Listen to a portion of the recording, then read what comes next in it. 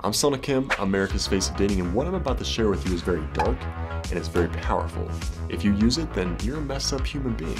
But I kind of like you for that actually, so let's keep that a secret. You are about to walk with me down a path that most cannot handle. So if you have it in you, then I'll see you after the intro.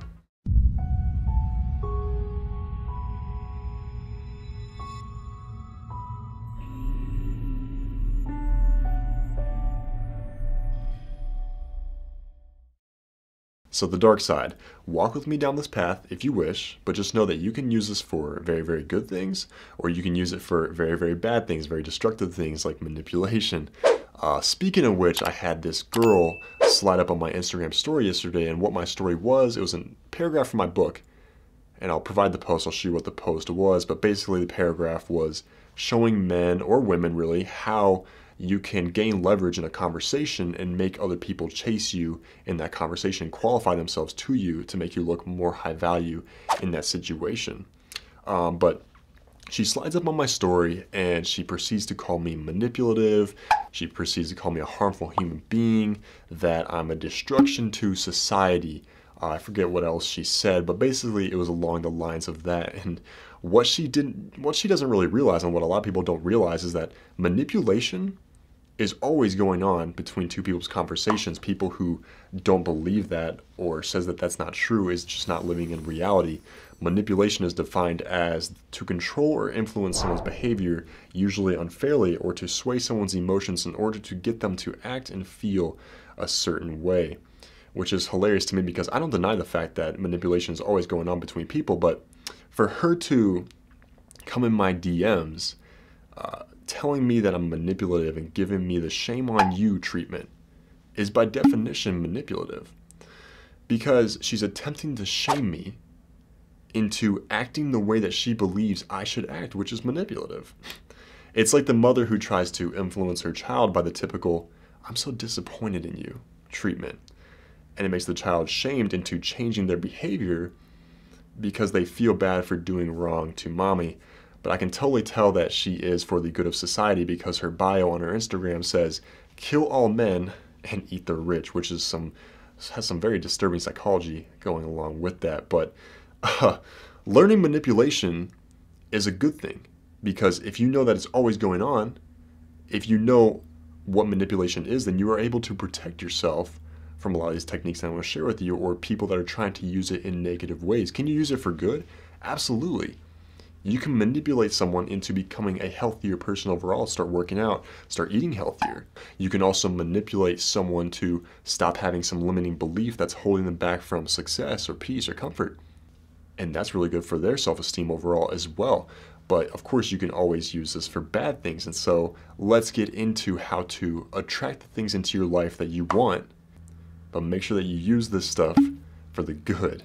You get a lot of dating coaches or dating gurus out there that they basically want to have the clickbait, and so they have something on YouTube that's like, use this technique and it's just going to make her obsessed with you, it's going to make her crazy about you, it's going to make her die for you, right? But when you click on it, you get some BS like, oh yeah, just if you text her every day, then just don't text her one day, and it's just she's going to be obsessed with you. She's going to be so obsessed with you that you just have her happily ever after. It's going to work like magic. You won't have to do anything else. And it's just total crap, right? It's just total uselessness. And so in YouTube and in attraction dating, there's ranks.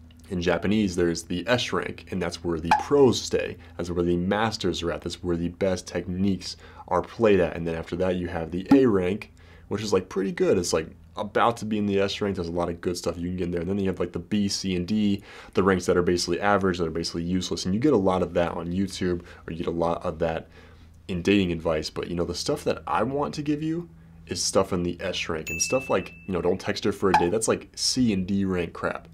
It's totally average. It doesn't really work. They're just trying to get some clickbait from you. And it's like one of my favorite ones is when they will be like, to get the girl, you need to have confidence, and here's how you do it. And they don't even tell you how to do it. I'm like, what the fuck does that even mean? You know, just have confidence. I'm like, what? So it's like, you know, it's just, it annoys me kind of, but it's something that I have to deal with. It's just crap that you get in the C and D rank of YouTube and dating advice So it's like, like I said, I want to study stuff in the S rank, the best techniques that have been scientifically proven to work, that are field tested hundreds of times, and basically they're secrets that are kept from the majority of people because you can use them in very bad ways to get what you want. That's the kind of stuff that I want to be studying and bringing to my channel. And the first one is very, very lethal and is known as the identity frame. When I was in high school, basically you have cliques in high school that you hang out with. You have groups that you hang out with, right? But inside of these groups, you have roles. And if you're not consciously aware of this, then I'm going to bring this to your mind right now, is that in each group that you hang out with, it's like you have a role. For example, with my family, I was more of the alpha male kind of role. I was more of the leader kind of person in my family. But then I would come around a different group, and all of that confidence, all of that alpha male characteristics, they would just vanish. Now, it's like I would turn into someone else when I was around other people. For example, in one of my groups, I was usually the shy kid that didn't really talk a lot. And then in my third group, I was the funny guy that had all the funny jokes that the people would laugh about. And, another common frame that people will take on is the person that's basically weird, that gets made fun of in their group. When that person who gets made fun of a lot, they try to go from this person and then they try to be the alpha male role in that group, usually they get shat all over. And that's because it's based on perception. So your entire group, they have a perception of who you are. It's because when someone likes us or gives us attention for a certain way that we're acting, then we tend to stay consistent with that pattern and be that person in that role. And it's a very, very fascinating study because we basically have the desire to please those around us.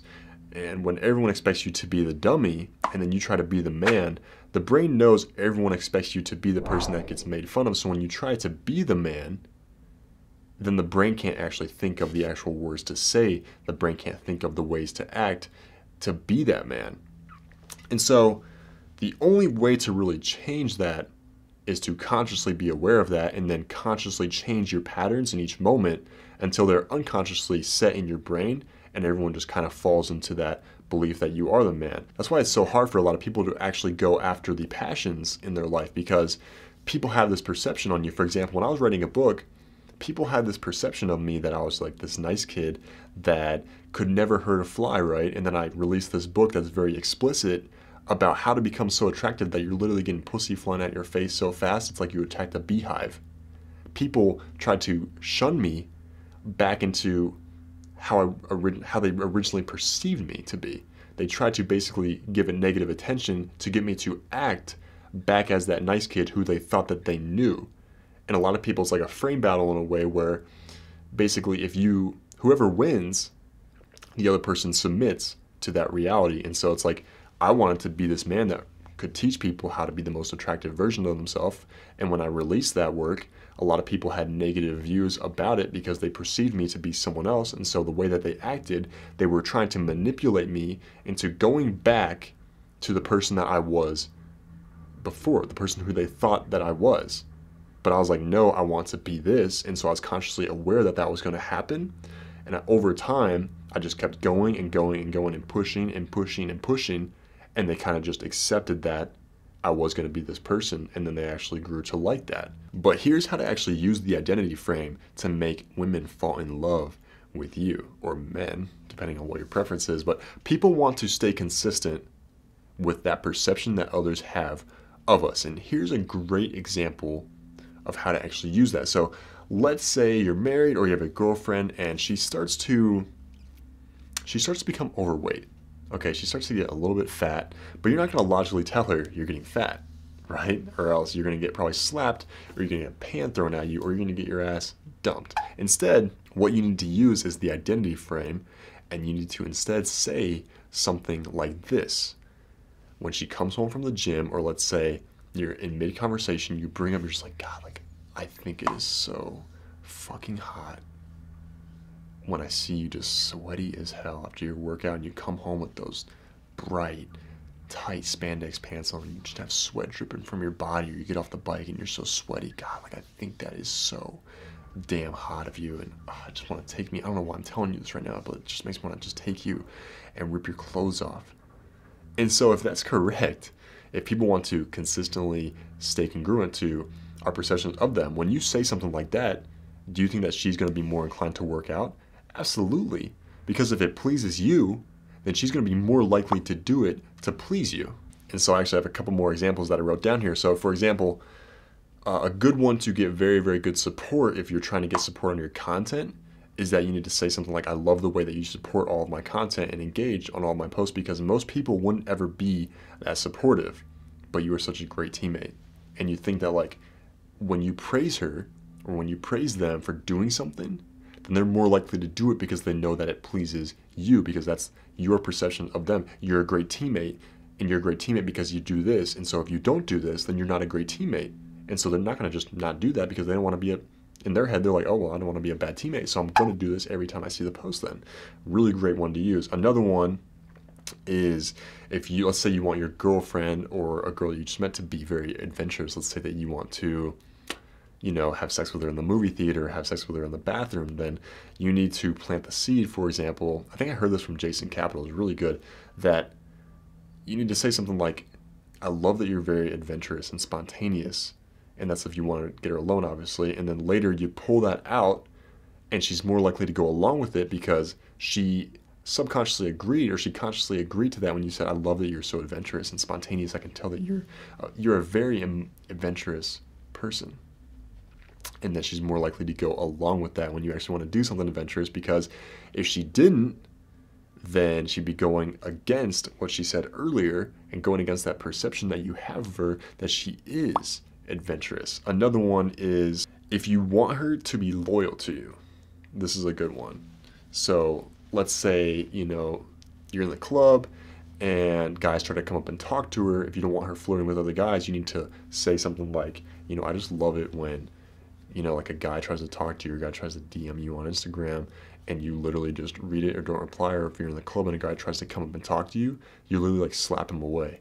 Like you literally are so rude to him, like that is so fucking sexy to me. And so she is more likely to do that every time someone tries to flirt with her in the club. So it's like, boom, like now you literally like have won. And just from a simple psychological tactic like that. And so be creative. You can do those. You can do that from first meeting a girl all the way up into a relationship, and make sure they use that for good, because that is a very, very powerful technique to use. So the second psychological trick is called the barrier. And I know, the last thing that you probably want to hear is another Romeo and Juliet example, because the dating community, ever since it was created, they've been abusing Romeo and Juliet ever since it came alive. So it's like the last thing you want to hear is probably another Romeo and Juliet example, but just hear me out, because this one is very rare and you probably have not heard it before. If you don't know Romeo and Juliet, then basically there was this bloodshed between the two families, I think back in the day, and it made the two families hate each other. But Romeo was on one family and then Juliet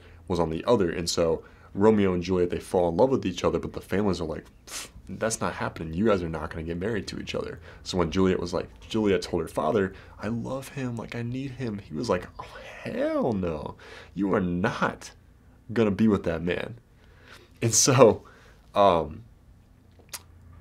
what the families didn't know is that they put a barrier between Romeo and Juliet, and barriers like attraction on steroids, basically. Because what the barrier was in that case was that when Romeo and Juliet wanted each other, but the family said no, what does that do to Romeo and Juliet? It makes them want each other even more. If the families just let Romeo and Juliet get together, have sex, and do whatever they're going to do, it probably would have turned out like some typical relationship that gets bored of each other and then they just walk away from each other like nothing even happened, But the families didn't realize that, and so it ended up they're killing themselves and all this drama and bullshit. But it's natural human psychology for people to chase after and obsess over something that they can never have, and that's exactly what you need to use against your target's mind. You need to create some scenario as to why you can never be together. And some examples would be, let's say you're at the bar and she clearly wants you, but you say, I want you, pause, but I just can't, I can't be with you. Like, you see that guy over there? Like, literally he's been eyeing you the entire night, and I pick out some like ugly guy in the bar and be like, he's been eyeing you the entire night, and I can't break his heart like that. I just can't. And so you're just creating like some drama, some BS to put in between you and her as to why you can't be together.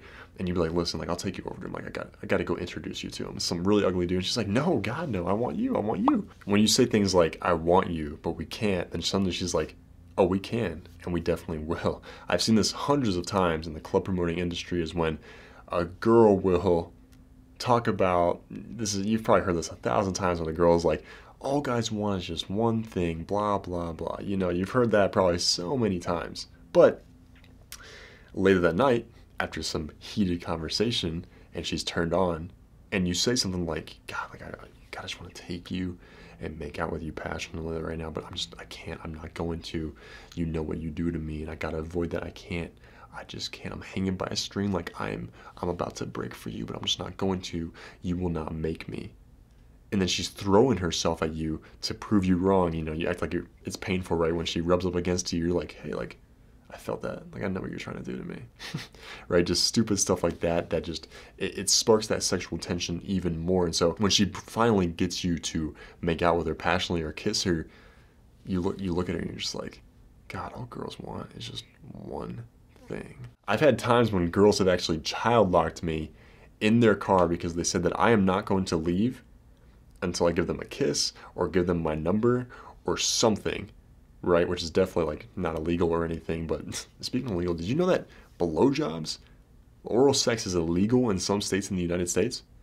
Literally in Indiana, blowjobs are illegal, I'm pretty sure. Last time I checked, they're illegal. And I was like, what beta male that gets no ass made that rule? Like anyone actually obeys that? Anyways, last one. The third and final trick I'm going to share with you is called vision. And I'm not talking about the normal, stereotypical dating coach out there, the BCD coaches, when they're just like, have a mission, have a purpose in your life, have a life, be confident. I don't know what that means. It just sounds really cool. I'm talking about, you know, okay, a mission and a vision, they are important. They are a necessity, okay? Like you need that to have a life, to have a successful life. But a lot of people don't even know what they're talking about with that or what it really means. But that's not the vision I'm talking about to make a girl obsessed with you, to make a girl drooling over you or drooling through her panties for you. I'm talking about putting a vision in her head. And what that means is that attraction grows when she thinks about you, which means that attraction equals the image of you two in her head plus the emotion that comes with that. If you want her to become obsessed with you, then you need to be what she sees in her head when she closes her eyes. You can also create a vision in her head when you two are in person. For example, if you look at her and, you know, do this after you've built some rapport with her, but you look at her and you're just like, God, like if we had kids, they would look stunning. But of course they would have to have my eyes, you know, just to create some drama that she would argue with, or you could say. But I'd obviously have to be the parent that disciplines them because I could tell that you're kind of a softie. You wouldn't be able to do that, you know, just to create some banter, some drama. But put that vision of her head that if you two had kids together, that she not only sees you, but she sees herself having children with you, which is a very, very feminine role. And so when she sees that vision in her head, then she's imagining you, and then she's also imagining the feelings that come with that.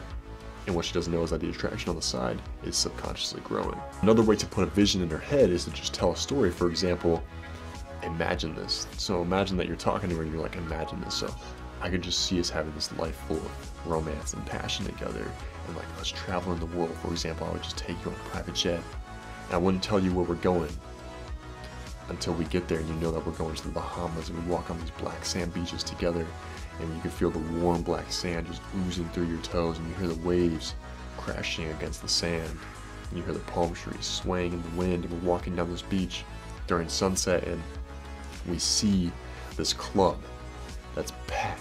And it's packed so much that people are outside dancing to the music. We hear the bass, we hear the music going, and we're like, we have to go in there. So we go in there, and the club loves us. They look at us, they're automatically enamored with us. We're the spotlight of the club. We start dancing, we're dancing on tables.